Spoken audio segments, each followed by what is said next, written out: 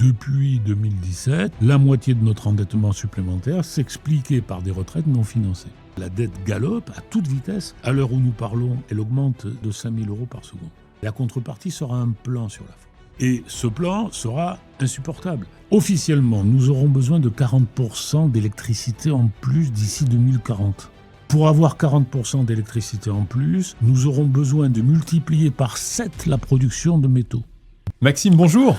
Bonjour Gaspard et bonjour aux auditeurs du Revenu que je suis heureux de retrouver avec vous. Qui vous connaissent maintenant un petit peu, c'est pas votre première vidéo avec nous et vous suscitez des réactions enthousiastes à chaque fois que vous venez sur notre chaîne. On en est très heureux. Vous pouvez nous rappeler en 2 mots qui vous êtes et après on va aller...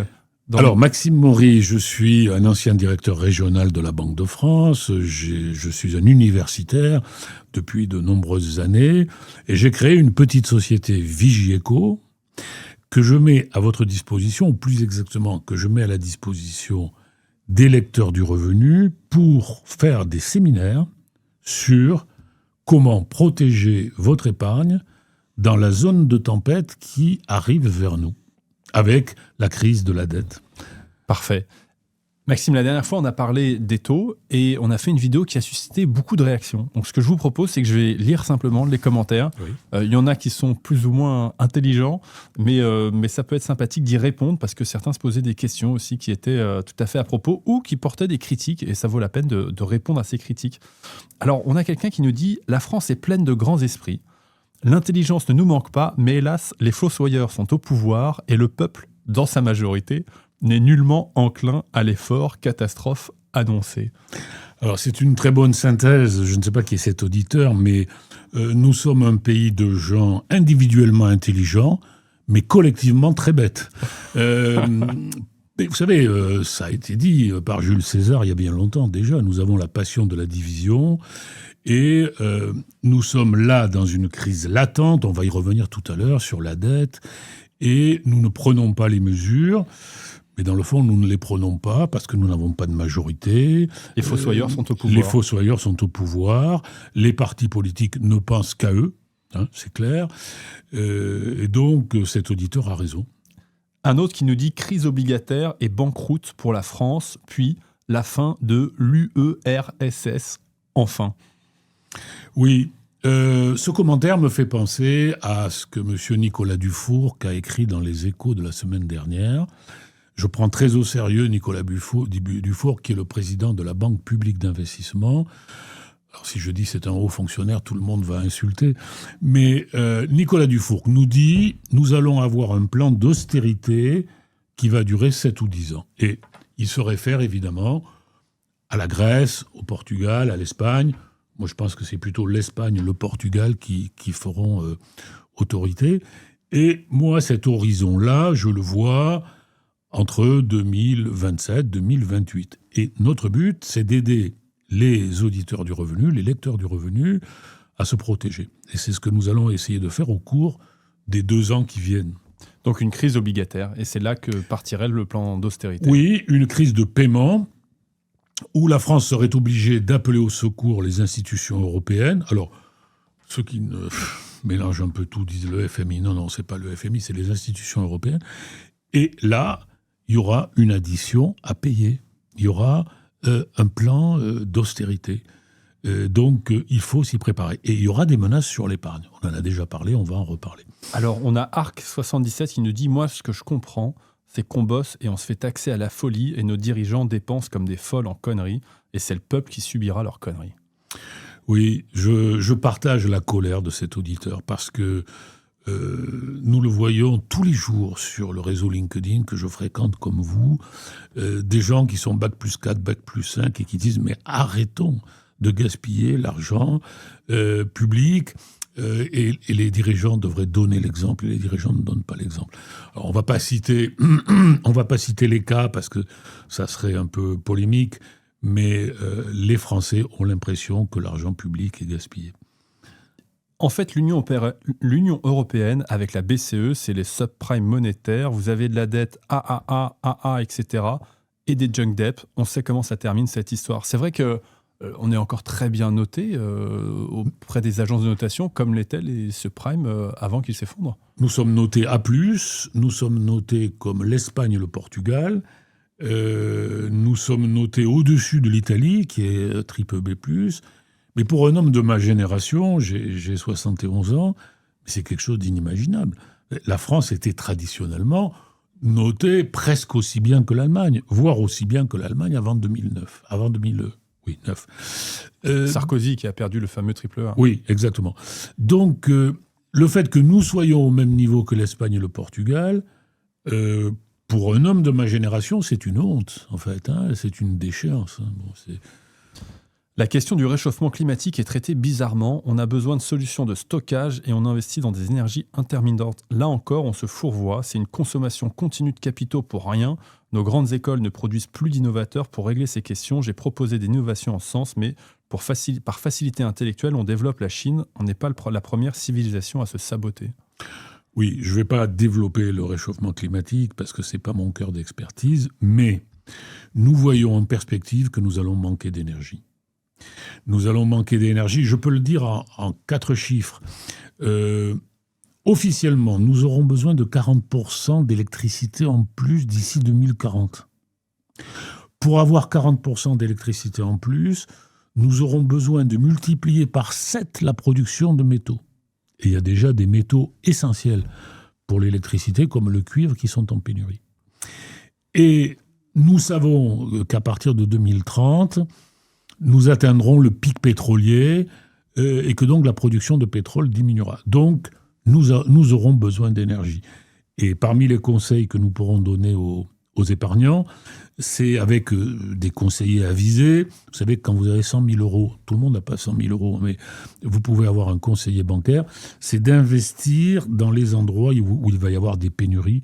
Il faut trouver les bonnes entreprises pour investir dans ce secteur. Un critique.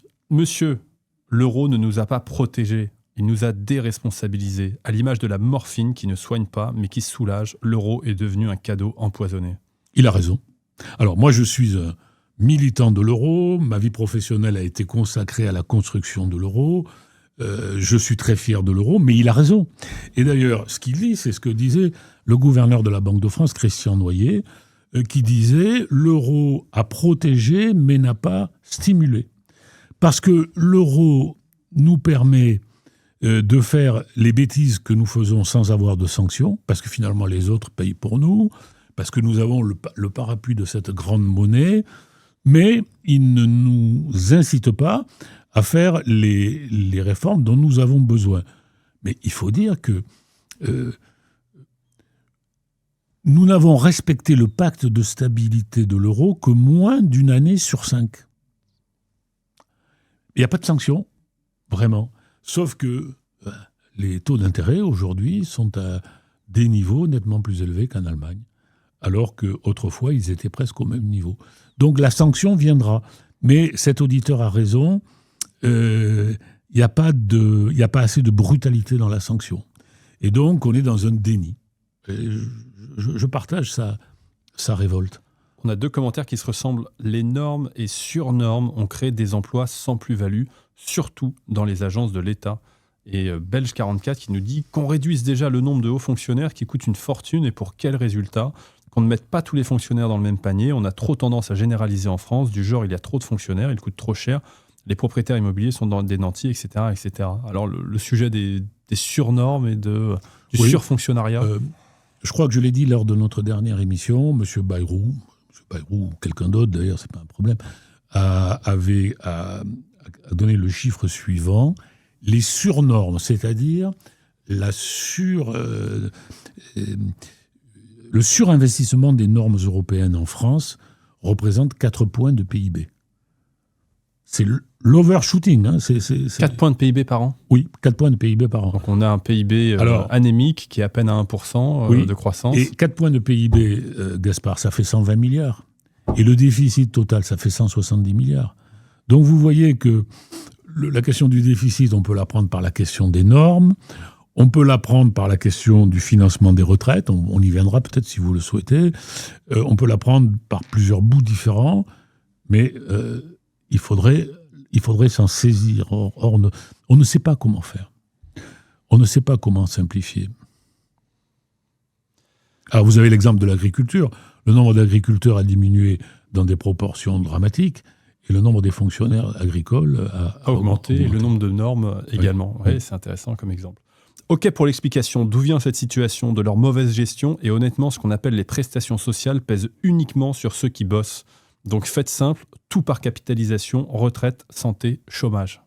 Solution libérale et radicale de notre auditeur. Oui, on peut envisager la capitalisation pour compléter les retraites.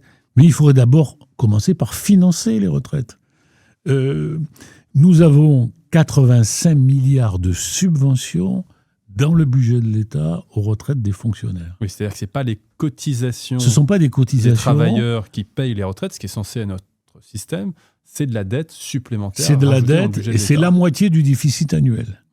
Et donc c'est ainsi que Jean-Pascal Beaufret, ancien directeur général des impôts, ancien directeur du Trésor, a calculé que depuis 2017, la moitié de notre endettement supplémentaire s'expliquait par des retraites non financées.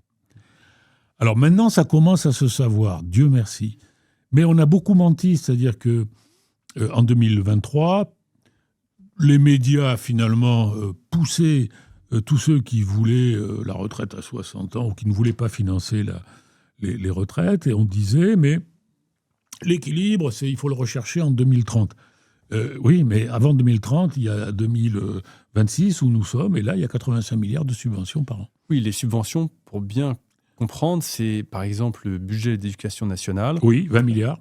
On rajoute de la dette pour pouvoir payer les retraites des fonctionnaires de l'éducation nationale. Et après, on va dire, ah mais regardez, le budget de l'éducation nationale est énorme, on met beaucoup d'argent pour qu'il y ait des professeurs devant les élèves, alors qu'en fait, on ne met pas de l'argent pour qu'il y ait des professeurs devant les élèves, on en met pour payer des retraites. La subvention pour les fonctionnaires territoriaux et hospitaliers, c'est 8 milliards. Et le gros morceau, c'est les fonctionnaires d'État. Alors les pauvres, ils n'y sont pour rien, c'est que leur nombre a quand même baissé. Et donc, pour ne pas augmenter les cotisations, l'État a subventionné. Très bien, mais il faut le mettre dans les comptes. Oui, donc ça, c'est police, justice, éducation nationale. Le régalien, c'est tout. Alors, il faut le mettre dans les comptes, et c'est dans les comptes, mais c'est dans les comptes hors bilan. Ce n'est pas dans le compte des retraites. Et c'est ce qui a empêché nos concitoyens, il faut dire qu'on ne leur a pas bien expliqué les choses, d'ailleurs, en 2023, je n'ai pas le souvenir que le président de la République se soit beaucoup investi dans les explications, on ne leur a pas expliqué qu'il fallait travailler plus longtemps pour arriver à boucler ces comptes-là. Vous avez un fan, Maxime, qui nous dit un témoignage de cette qualité devrait tous nous alerter. Ça se passe de commentaires. Oui, mais je ne veux pas dire qu'il a raison, c'est que nous vivons collectivement dans le déni. Et finalement, nous sommes un peu comme un homme ou une femme qui aurait 120 de sucre dans le sang, donc prédiabète, 14 de tension, donc un profil de santé inquiétant, et qui ne se soignerait pas. C'est ça le propos que je donne à cet auditeur, c'est ça, c'est que nous devrions nous soigner, et nous ne le faisons pas. Nous attendons la maladie grave. Et quand la maladie grave sera là, là, ça sera la panique. Alors, notre but, c'est de préparer les auditeurs du revenu à cette panique pour que, justement, ils mettent leur épargne à l'abri, qu'ils prennent les bonnes dispositions, etc. Très clair. Jonathan Tatar nous dit on est taxé à mort, 50% du salaire du super brut mangé par l'État, tout ça pour aller dans le mur. Prodigieux, non, la faillite? Oui, bien sûr, c'est-à-dire que le coin fiscal, c'est-à-dire l'écart entre le salaire brut total pour l'entreprise et le salaire net, est en France au record du monde, il n'y a aucun doute.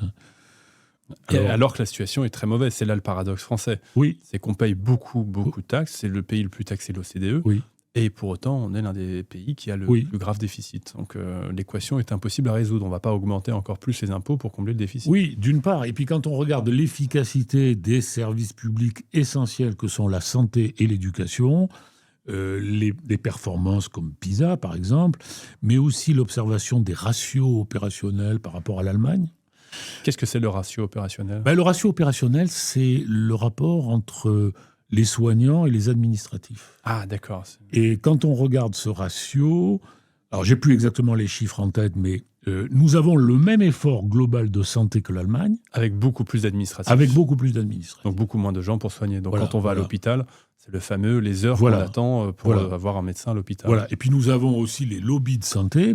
Un sujet que je connais bien malheureusement. Les opticiens savent faire les lunettes à perfection. Ils ont Bac+3, ils ont des appareils très perfectionnés. Mais on va chez l'ophtalmo pour faire des lunettes alors que l'opticien peut le faire. Et il faut 6 mois d'attente chez l'ophtalmo, et celui qui a un glaucome ou celui qui a une DMLA, il va perdre la vue parce que l'ophtalmo fait des lunettes. Vous voyez, mais non, l'ophtalmo, il ne doit pas faire des lunettes, il doit suivre la santé de l'œil au cœur, qui est la rétine, et l'opticien fera les lunettes. Mais tout ça, c'est des rentes, et ce sont des situations acquises. J'apprécie énormément la compétence et les analyses de votre invité, c'est très agréable de l'écouter. J'ai un reproche à lui faire. Il est beaucoup trop gentil et tolérant envers les politiciens de ces 30 dernières années. Ils sont incompétents et responsables de notre situation aujourd'hui. Oui, alors je confesse que je suis quelqu'un de sérieux et de gentil, que je ne vois pas forcément l'intérêt d'insulter les gens, mais effectivement, les gens qui nous ont gouvernés, toutes tendances confondues, nous ont mis dans cette situation, qui est que notre pays est potentiellement en faillite financière. Les impôts et les taxes punissent ceux qui produisent et récompensent ceux qui ne produisent pas. La bureaucratie est la maladie dégénérative, elle est universellement répandue et elle fait plus de ravages que les virus. La bureaucratie en France a pour unique fonction de ne rien faire et de tout empêcher. Si tel est en effet son rôle, il faut convenir qu'elle le remplit d'une façon irréprochable. Tout n'est pas politique, mais la politique s'intéresse à tout. Le travail est un trésor, le travail des autres, cela va de soi. Il y a des objectifs qu'on pourrait, si on avait une majorité, se donner très rapidement.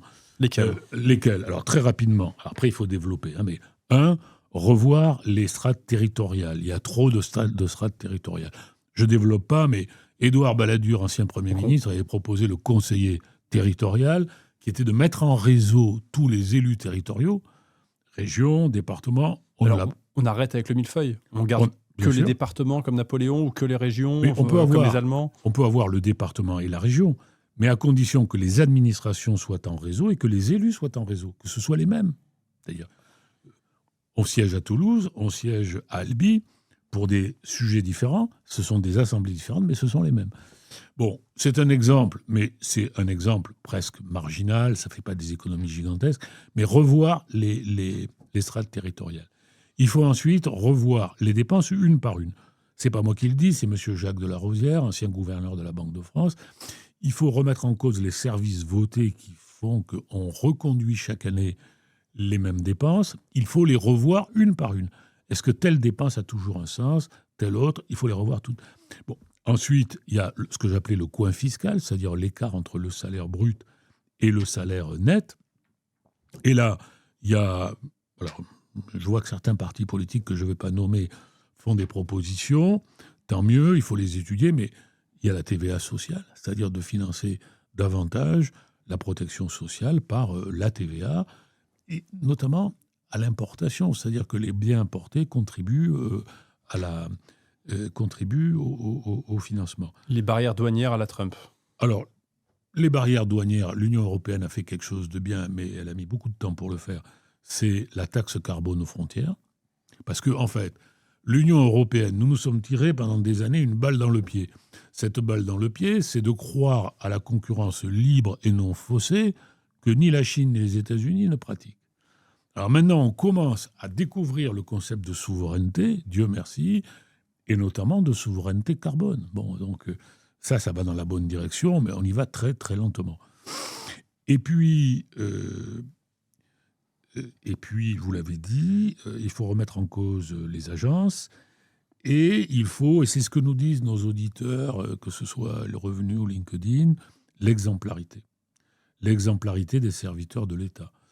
Alors, je ne vais pas prendre des exemples d'actualité. On va quand même en prendre un. Madame de Montchalin est nommée à la tête de la Cour des comptes pour 28 ans. Parce que la limite d'âge est à 68 ans. C'est pas un mandat avec une durée déterminée comme dans d'autres institutions. C'est fou. C'est un mandat à vie. C'est un mandat à vie. Bon. Alors, je pense que... Pour 28 ans. Oui, alors la moitié de sa vie, quoi. Sans avoir de scoop, je pense que le Sénat ou même l'Assemblée nationale vont légiférer pour limiter. Mais vous voyez, quand vous êtes un Français de base, que vous galérez, que vous êtes accablé d'impôts, de normes, que vous voyez que Mme de Montchalin, enfin, bon, elle est compétente, oui, elle est compétente. Enfin, notre budget, on va en parler tout à l'heure, hein, ça va être de nouveau plus de 5% de déficit sur PIB. Elle est nommée à la tête de l'institution qui va juger le budget, et elle est nommée pour 28 ans. Mais c'est horrible. Enfin, Donc ça, c'est quoi? C'est Emmanuel Macron qui veut pas laisser le prochain président décider du président de la Cour des comptes. Oui. Il anticipe l'élection, il noyote l'État. Oui. C'est ce qu'on appelle après l'État profond, d'ailleurs. Oui, c'est ça, mais rien ne l'empêchait d'annoncer une limitation de la durée du mandat. Vous verrez que ça va se faire. Hein. Mais ça choque. Et chaque fois, ça provoque de la colère, de l'indignation. Moi, j'ai fait un post sur mon réseau LinkedIn. Il y a eu 30 000 vues de ce post. Mon réseau a 2000 adhérents. Bon. Donc, j'ai été débordé par le succès de ce poste. Je ne le souhaitais pas, a priori, mais ça prouve qu'il y a une très grande colère. Hein. Le jour où ils s'en prennent à l'épargne des gros contribuables, ces gros contribuables s'en iront, ce qui déclenchera la faillite de l'État, ce qui à son tour déclenchera la faillite des banques. Je crois qu'on l'a vu d'ailleurs en Norvège, ils ont un petit peu augmenté la taxe sur les millionnaires et il y a eu un vrai exode et c'était juste de même pas quelques pourcents, c'est moins que ça, je crois. Oui. Là, on sait qu'avant le défaut de paiement où on fera appel à l'Europe, il y aura des tentatives de se saisir de l'épargne. Et nous avons évoqué ici 2 solutions. Enfin, ce ne sont pas des solutions, ce sont 2 agressions. La taxe forcée et la taxe perpétuelle. Enfin, l'emprunt perpétuel ou l'emprunt forcé. Donc, le conseil que je donne, c'est protégez-vous de ça. Alors, on pourra peut-être Ils en parlent ici, ils disent la loi Sapin a été votée pour capter l'argent des assurances-vie. Exactement. Donc, la loi Sapin permet d'empêcher le retrait des assurances-vie pendant... Alors, j'ai un doute, c'est 2 fois 6 mois, je crois, ou 2 fois 3 mois. Alors, c'est dans quelles circonstances qu'on empêche le retrait de l'argent? Eh bien, c'est un décret. L'État pourrait décréter que les assurances-vie ne peuvent pas être retirées. Alors, quel est l'intérêt pour l'État d'empêcher ce retrait?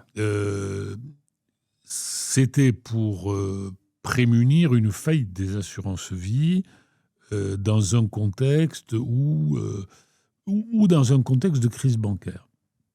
Alors, moi, je ne crois pas du tout à un contexte de crise bancaire. Alors, attendez, qu'on comprenne bien. C'est-à-dire, pourquoi est-ce qu'on interdirait... On ne comprend pas en quoi on met en danger l'assurance-vie en retirant son argent. On a l'impression qu'on a mis de l'argent, que c'est le sien, qu'on peut le récupérer et que l'assureur en face, il sera navré d'avoir un peu moins d'argent sur gestion. Oui. Mais le risque, c'est qu'il n'aurait plus rien ou très peu de choses. Ou alors, le risque, c'est qu'il n'a pas les liquidités pour les rendre. Oui, mais c'est bien ça. Il n'a pas les liquidités. C'est bien ça. Parce que, en fait, l'assurance-vie...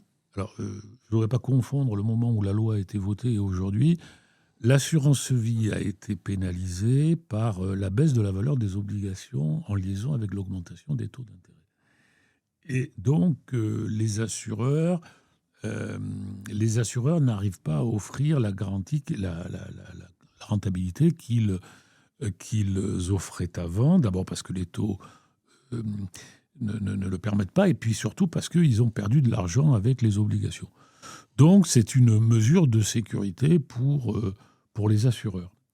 Mais moi, ce que je vois de plus profond, c'est le jour où l'État, et il en était question dans le débat parlementaire, soit fera une super taxe sur le patrimoine, dit improductif, l'expression n'est pas de moi, elle est de l'Assemblée nationale, et les assurances-vie en faisaient partie. Vous l'avez vu, hein, c'était il y a 3 mois. Hein, bon. Et ça a été voté. Hein, alors après, le Sénat l'a annulé. Donc, je vois ça. Et je vois une autre menace, c'est le jour où l'État fera un recensement de vos avoirs et vous dira, Monsieur de Monclin, voilà, compte tenu de vos avoirs, vous allez souscrire 150 000 € à titre personnel dans un emprunt d'État à 2%. L'emprunt forcé qui était proposé au Sénat par un socialiste et qui n'était pas à 2%. L'emprunt forcé, il était à 0% tel qu'il était proposé sur 5 ans. Oui. Et évidemment, 5 ans plus tard, on doit reprêter, on continue à reprêter. Enfin, c'est la confiscation à 0%. L'emprunt forcé a existé en France en 1983 avec Pierre Mauroy. Il a été remboursé. Mais vous avez aussi l'emprunt perpétuel où on vous sert une rente mais où on ne vous rembourse pas le capital. Et là, c'est beaucoup plus punitif. Donc, nous n'en sommes pas là, mais nous serons peut-être là en 2027-2028. Et allons directement à la réponse que je fais à un autre auditeur qui dit, mais alors, ce monsieur-là, il dit que les taux d'intérêt vont augmenter. Oui, alors depuis notre dernière rencontre, ils ont plutôt baissé parce que le budget a donné un peu une respiration.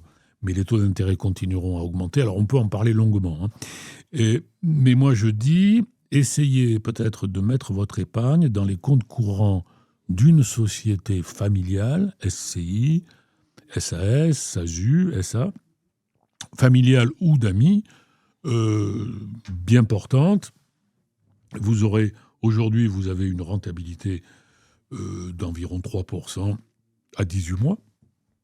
Et vous n'apparaissez plus dans le bilan bancaire comme titulaire de capitaux. Oui. C'est la société. Bien sûr. Alors, il y a peut-être des micros de Bercy, là, on va essayer de les déconnecter, mais je pense que c'est un moyen intelligent de protéger son épargne. Et de lui donner une rentabilité qui est le double de la caisse d'épargne, puisque actuellement, c'est à peu près 3% à 18 mois. Et je fiche mon billet que d'ici la fin de l'année, ça sera 30 points de base de plus, c'est pas moi qui le dis, c'est la Caisse des dépôts. La Caisse des dépôts prévoit des taux d'intérêt à 10 ans à 3,8 en fin d'année, alors que ce matin, nous sommes à 3,3. Et si c'est en plus dans une SCI familiale, dans une SAS familiale, dans une SA familiale, eh bien, c'est camouflé. C'est camouflé. Et on ne peut pas venir le saisir. C'est parfaitement légal. Bien sûr, c'est le gros avantage, c'est mieux rémunéré. Si la société en plus a de la croissance, oui. Eh ben, elle pourra rembourser sans difficulté. Et c'est légal. Et vous payez les impôts, bien sûr, vous payez les impôts. D'ailleurs, on le dira tout à l'heure quand on parlera du budget. Vous avez vu que l'impôt sur les dividendes a augmenté. La flat tax n'est plus la flat tax. D'ailleurs, on a Bruno Paris qui nous dit les Français ne comprennent rien. Oui. Mais entre autres à cause aussi des économistes de plateau qui ont minimisé depuis des décennies l'augmentation de la dette et les erreurs des politiques, comme Patrick Artus, Piketty, etc. Ah, on attaque votre ami. C'est qui mon ami? Patrick Artus, non? Oui, enfin, moi je ne suis pas un économiste de plateau, donc je suis un économiste de terrain, je suis un professeur, j'enseigne, j'agis. Il ne parle pas de vous, en tout cas. Oui, mais je pense qu'il a raison. Il a raison parce que, finalement, depuis 30 ans, et surtout quand on a eu les taux d'intérêt à zéro, on nous a dit on peut continuer. Et on oublie toujours qu'il y a des limites. Et là, les limites, nous les avons. Les limites, c'est que la dette galope à toute vitesse. À l'heure où nous parlons, elle augmente de l'endettement. Je ne parle pas des levées. Les levées, c'est 10 000 euros par seconde. Mais l'endettement augmente de 5 000 euros par seconde. Donc, ça a des limites. Chaque seconde, c'est 5 000 euros d'endettement. D'endettement de plus. Pour la France. Oui. Et c'est incroyable. Et je partage l'opinion de cet auditeur. C'est-à-dire que les médias, les économistes de plateau, les universitaires, les politiques, tous ces gens nous ont dit ne nous inquiétons pas. Enfin bon, mais si, il faut s'inquiéter. Il faut s'inquiéter parce que ça... S'endetter pour investir, c'est tout à fait pertinent, à condition que les investissements le justifient. Mais s'endetter pour payer les retraites... S'endetter pour consommer... des choses qui n'ont pas d'avenir. C'est de la folie. Alors, je vous ai envoyé des graphiques, mais on n'a peut-être pas fait le montage. Il y a un graphique parmi ceux que je vous ai envoyés... On va le regarder, on le mettra au montage. Vous savez, c'est le graphique où on voit que depuis 2008, la dette a augmenté 3 fois plus que le PIB. Mais on est chez les fous. Alors, pour le moment, vous n'avez pas la baisse du pouvoir d'achat. Parce que, justement, cette dette, malgré le déclin relatif du PIB, vient nourrir des prestations sociales. Le jour où on arrivera à la limite, à ce moment-là, c'est le pouvoir d'achat qui dégringolera très, très fortement. Je crois que ce graphique, il faudrait le montrer, parce que ce graphique nous montre que nous mentons collectivement. Parce que il y a plusieurs manières de mentir. Mentir, c'est être toujours dans l'instantané, de jamais voir ce qu'il y a devant, ce qu'il y a derrière, de jamais prendre de recul. Et là, le graphique permet de prendre du recul. Alors, on le doit à Marc Toiti, qui n'est pas forcément une référence pour moi, mais qui fait de beaux graphiques. Le Parlement est constitué de 45% de fonctionnaires qui ne connaissent pas l'économie. Ils votent les lois qu'ils appliquent ensuite en tant que fonctionnaires. Un énarque, tu lui donnes le Sahara à gérer. Au bout de quelques mois, il faut qu'il achète du sable. Alors, Georges Clémenceau l'a dit tout aussi élégamment que cet auditeur. Georges Clémenceau a dit la France sème des fonctionnaires et récolte des impôts.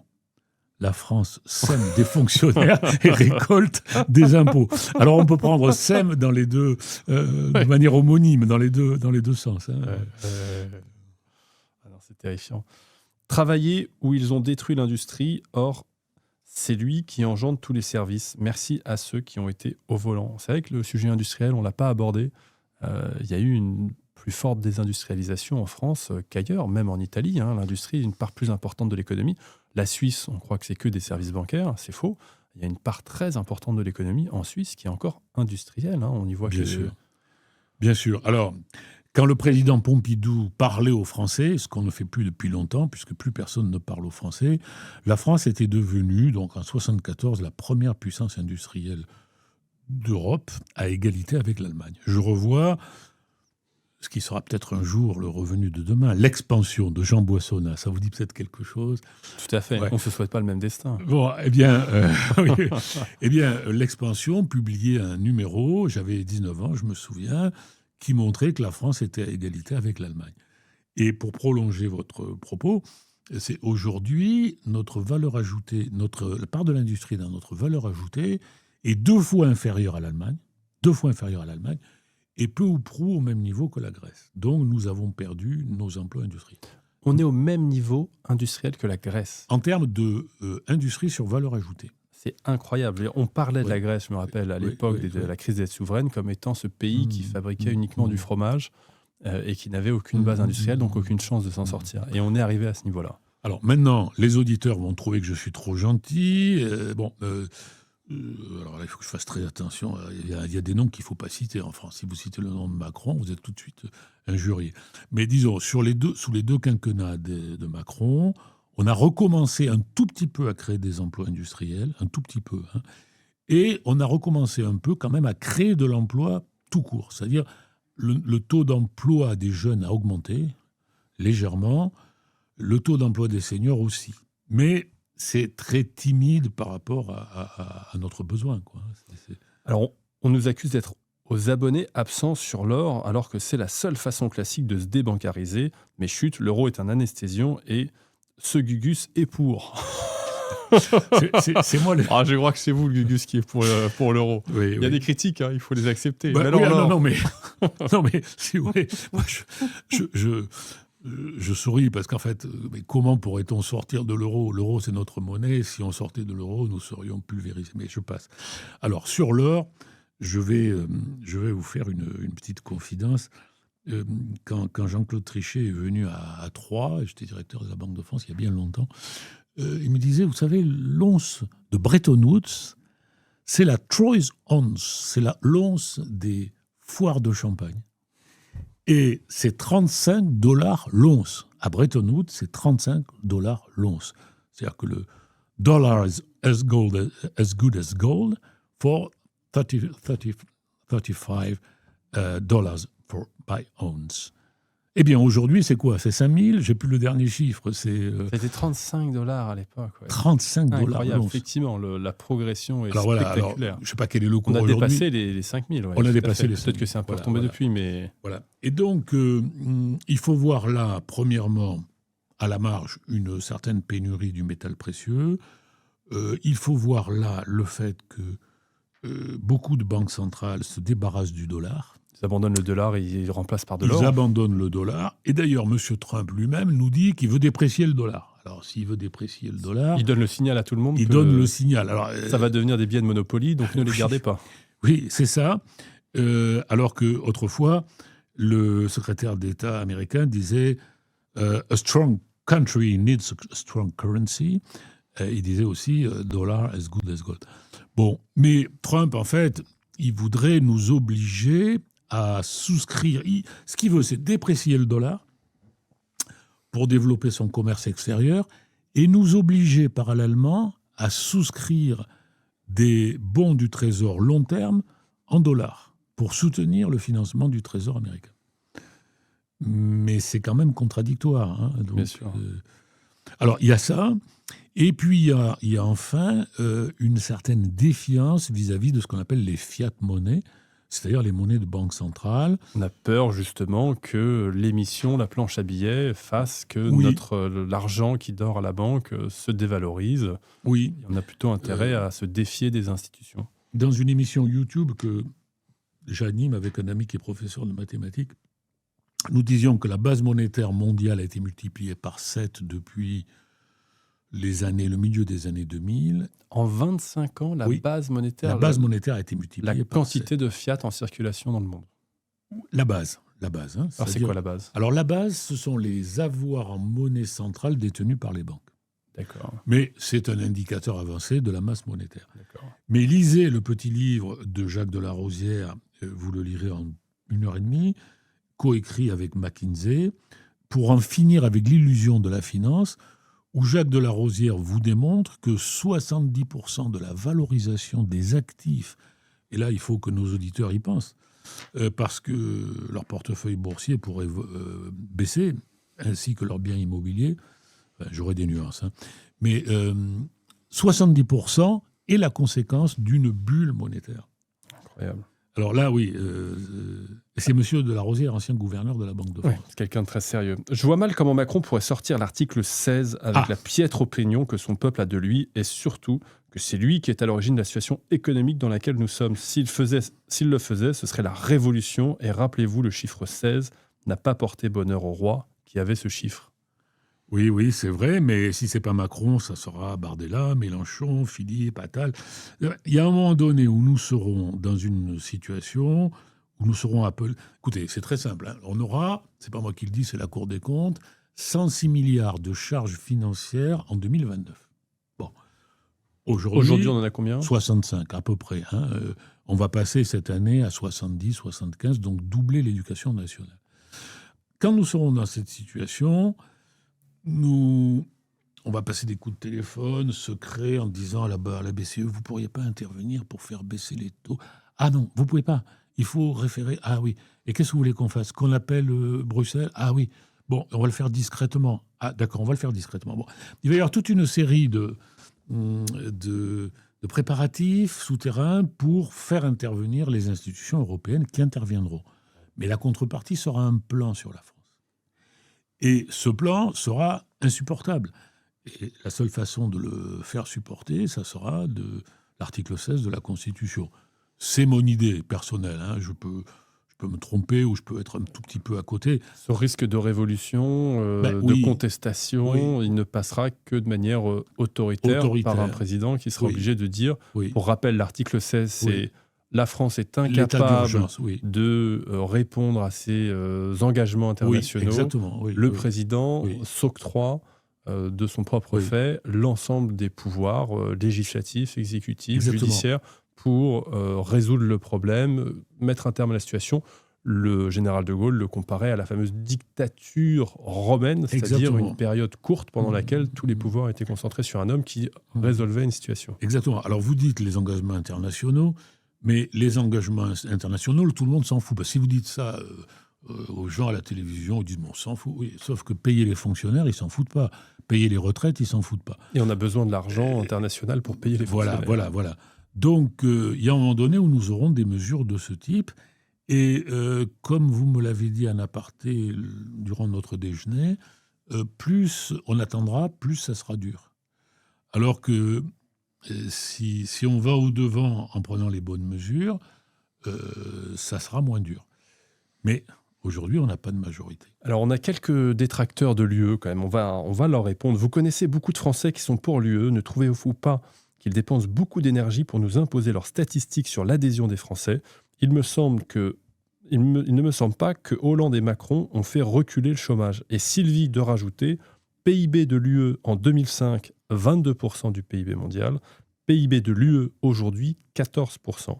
Selon la BBC, aucun État de l'UE ne fera partie des 10 premières économies en 2050. Alors, C'est un mal Oui. l'UE qui nous ronge, qui ronge nos économies, qui nous déclasse et qui laisse les autres rattraper. L'UE est en déclassement complet par rapport aux États-Unis. Je vous renvoie à l'intervention de Jean Tirole devant l'Académie des sciences morales et politiques il y a 3 semaines. Je vous renvoie au rapport de Mario Draghi. Il n'y a aucun doute. Alors moi, je fais bien la distinction entre l'Europe et l'UE.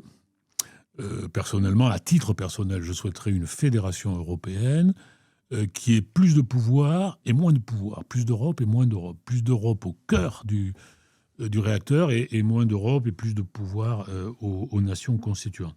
Un modèle à l'américaine, en fait. Un État fédéral très fort qui gère la monnaie, le commerce extérieur, la diplomatie, l'armée, et qui laisse aux États leur législation interne, leur réglementation, etc. Et je souhaite d'autant plus ça que l'euro est une monnaie inachevée. L'euro n'est pas une monnaie optimale au sens de Mundell, prix Nobel d'économie. Il manque une union de l'épargne et de l'investissement. Alors, on ne cesse de nous la promettre, mais on ne la voit pas arriver. Et il nous manque une union de transfert qu'on a amorcée d'ailleurs en 2020 pour muscler les pays qui ont perdu de la compétitivité. Donc, effectivement, ils ont raison de dire que ça ne va pas. Ça ne va pas. Alors, la question, c'est qu'est-ce qu'il faut faire, hein ? Mais là, il faut une émission de... Mais alors, sortir de l'UE, si ça ne va pas ? Sortir de l'UE, alors d'abord, ou sortir de l'euro, non ? Ça va avec, j'imagine. Ça va avec, oui, parce qu'en fait, on ne peut pas sortir de l'euro sans sortir de l'UE.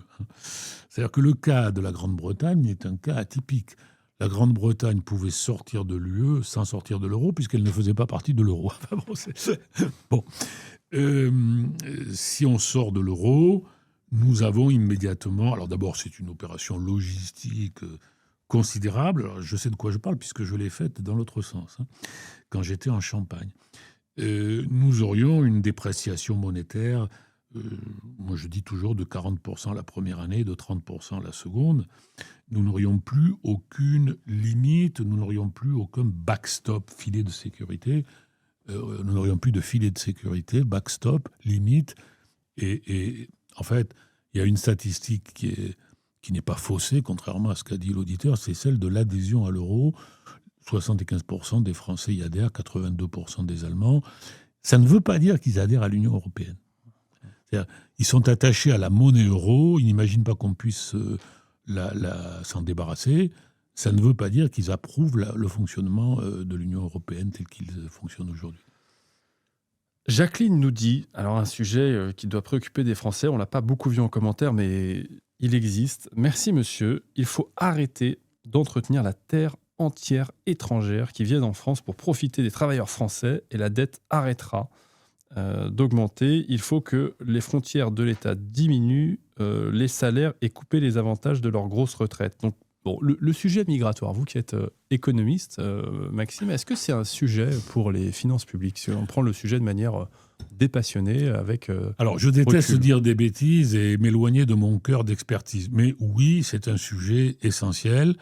Pour moi, la référence, c'est le préfet Stefanini, qui est un de mes amis d'ailleurs. En fait, nous avons besoin d'immigration choisie parce que nous manquons de main-d'œuvre et que la population active est en train de commencer à baisser en France.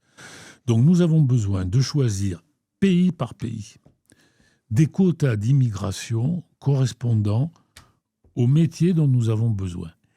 Et nous avons besoin de négocier ça avec chaque pays, l'Algérie, le Maroc, la Tunisie, etc., en contrepartie du retour des gens dont nous ne voulons pas, qui sont des délinquants, des OQTF ou des gens qui ne foutent rien. Donc, une immigration complètement reconfigurée, oui, et choisie, oui. Alors maintenant, je n'ai pas d'expertise certaine, d'ailleurs il n'y en a pas, sur le coût de l'immigration illégale. Ce que je lis, c'est entre 10 et 20 milliards, mais c'est pas, ça fait pas les 170 milliards. Hein, mais je ne veux pas m'aventurer sur ce terrain. Merci de nous prévenir qu'on a cotisé pour rien. Les jeunes sauront qu'il est inutile de travailler, d'épargner dans ce pays. Il faut virer toute cette nomenclature idéologisée, incompétente et corrompue. Alors oui, c'est la crainte des jeunes aussi qui sont salariés aujourd'hui, qui cotisent, qui se disent j'accumule aussi des droits, c'est de l'argent qu'on ne me donne pas aujourd'hui mais que j'aurai demain, ils doivent s'inquiéter. D'ailleurs, c'est pas que les jeunes qui doivent s'inquiéter, même peut-être les retraités actuels doivent s'inquiéter. Mais oui, il faut que nous financions les retraites, d'abord pour les jeunes, enfin pour maintenir ceux qui en bénéficient, et puis pour pouvoir financer les retraites demain. Parce qu'il n'y aura pas de retraite à 100% par capitalisation. Maintenant, peut-être que si on cherche des raisons, moi, je n'ai pas de raison à ne pas financer les retraites. Hein. Il n'y a pas d'excuse. Mais si on cherche des raisons, on peut dire que les jeunes considèrent que la répartition des patrimoines est injuste, et ils ont raison. Prenons un chiffre très simple. On pourrait faire un graphique, d'ailleurs. Il a été fait par l'INSEE et par Hippolyte Dalbis. C'est que, dans ma génération, on pouvait acheter 100 mètres carrés d'immobilier pour se loger. Dans votre génération, on ne peut plus en acheter que 70. Et donc, on a moins d'enfants. Oui, mais on retrouve M. de la Rosière avec son petit livre pour en finir avec l'illusion de la finance. C'est un gouverneur de la Banque de France. Hein, bon. Donc, en fait, peut-être que les jeunes nous disent « essayez de mieux répartir le patrimoine et on acceptera de travailler plus longtemps pour financer les retraites. » Et moi, c'est ma conviction. Il y a 9 000 milliards d'euros qui vont passer d'une génération à l'autre. Je pense qu'il faudra en partie la taxer. C'est ma conviction, mais je ne suis pas le porte-parole des jeunes. Mais on a bien vu qu'il y avait une très forte réticence. En dépit des apparences. Hein? Oui, merci. Non, mais on a vu qu'il y avait une très forte réticence à la réforme des retraites. Or, c'est quand même l'intérêt des jeunes que les retraites soient financées. En fait, nous avons créé un régime par répartition qui devrait être une merveille, puisqu'en fait, c'est la solidarité entre les générations. Mais ça se transforme en pyramide de Ponzi quand ce n'est plus financé. C'est-à-dire qu'on paye aujourd'hui pour ceux qui étaient là hier, et ceux d'aujourd'hui n'auront leur paiement que si ceux de demain sont en capacité de le faire. Oui, mais collectivement, nous nous mentons à nous-mêmes. Voilà. En particulier, les médias ont fait un travail en 2023 qui était vraiment odieux, quoi. C'est-à-dire qu'ils ont encouragé la démagogie. Maxime, on a répondu à beaucoup de questions, c'était passionnant, merci beaucoup. Je vous propose qu'on reprenne ce jeu de questions. Si vous avez d'autres questions à poser à Maxime, faites-le en commentaire, soyez très nombreux, il sera ravi de vous répondre, de prendre le temps. Vous voyez, c'est intéressant que vous ayez des questions techniques, des désaccords, des débats ou quoi que ce soit. Faites-le, c'était vraiment passionnant, ça a permis de toucher beaucoup de sujets, donc merci beaucoup. Les questions, c'est toujours passionnant, je ne dis pas ça pour faire bien. Avec mes étudiants, je commence toujours par les questions. C'est-à-dire, je leur dis, voilà ce que je vais enseigner. Alors, vous avez un plan, commençons par les questions et on développera à partir des questions. Et ben voilà, donc, parfait. Et puis, c'est une question de respect aussi. Hein. Exactement, on prend avec beaucoup de respect nos auditeurs. Merci à vous et à très bientôt.